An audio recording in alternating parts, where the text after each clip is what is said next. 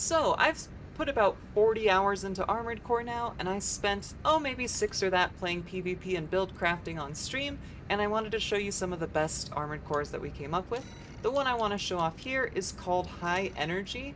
It is a little bit silly, and fair warning for those who don't want spoilers on some of the weapons you can get, the two arm weapons we have are kind of spoilery, so if you want to wait until your end of your first or second playthrough to watch this video, if you really care about weapon spoilers, definitely hold off till then.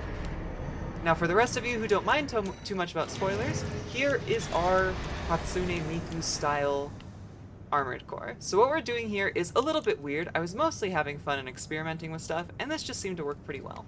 So first off, we have these two coral rifles. For those who haven't seen them, you charge them up to 2 levels, and they shoot a giant beam of sustained energy that you can move around.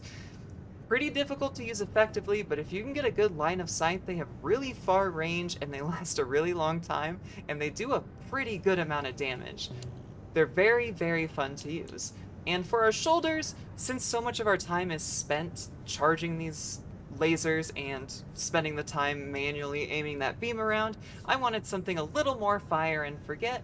So for the back, we are going with the laser drones. These act like Gundam fin funnels almost. You charge up slightly, send them out on a target, it'll shoot like 3 or 4 drones that'll shoot 2 volleys of lasers at them, and you don't have to worry about it at all. The homing is okay, but it can pick up some really nice kills and does a surprising amount of damage if you get the direct hit.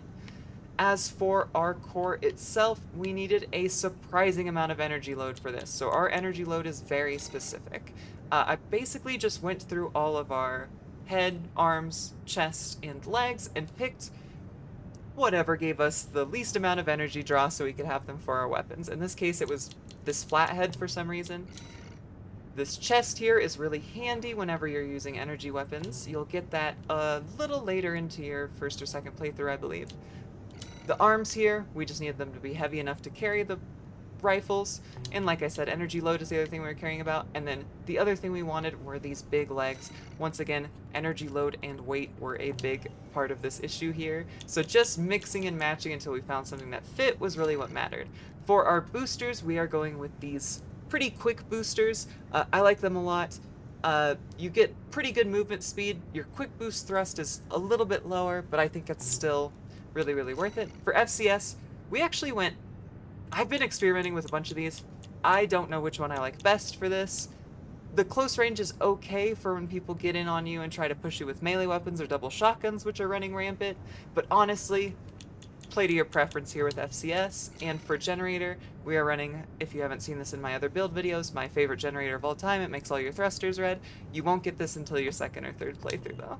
And then for expansion, pulse armor, because I like it a lot. So I've got a gameplay to show you, and if you think the build looks cool, definitely try it out, because it's a lot of fucking fun.